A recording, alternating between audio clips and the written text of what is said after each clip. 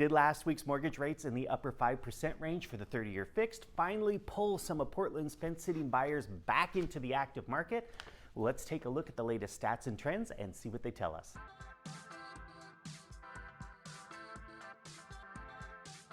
Thank you so much for joining me for the latest stats and trends in the Portland metro real estate market.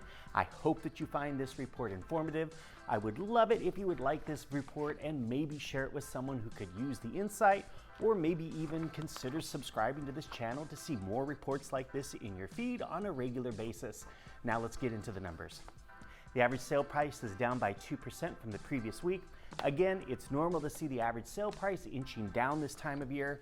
What's not normal is that for the first time in several weeks, the average sale price is down compared to last year at this time, down by 4.1%. Of course, we're dealing with a smaller set of numbers here, and that can lead to a bit of volatility in our week-to-week numbers.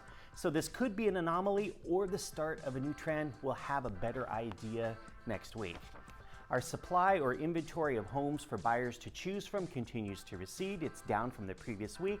That's along with reductions in the number of price reductions that we saw and reductions in the number of homes to hit the for sale market for the very first time. That's kind of normal to see this time of year.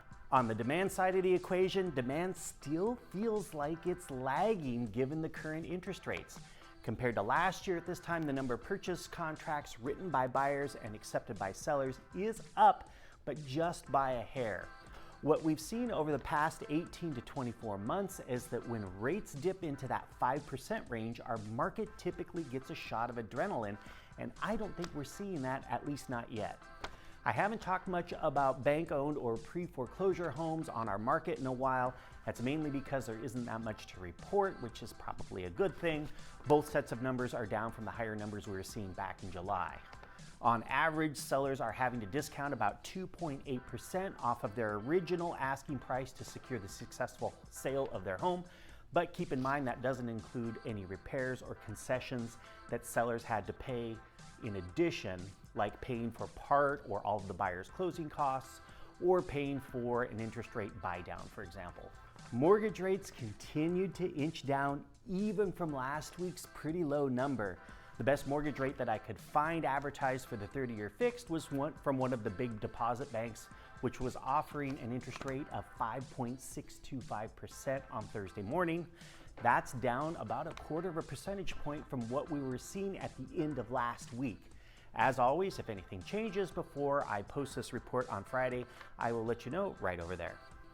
So what's right around the corner for us? Well, we still have the Fed's September meeting coming up. Nothing much has changed with market expectations. The markets still firmly believe that the Fed will cut their funds rate, which doesn't have a direct effect on mortgage rates, but does have an indirect effect.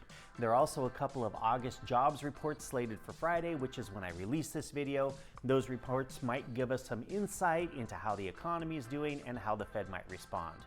We typically see a nice bump of business in September when summer vacations wrap up and folks get back to business. At open houses this time of year, it's typical for me to hear buyers say that they took a house hunting break over the summer and now they're back. We'll see if that holds true this year. It has been a very unusual year for real estate, so be sure to tune in here every Friday for the latest in Portland real estate stats and trends. I look forward to seeing you then.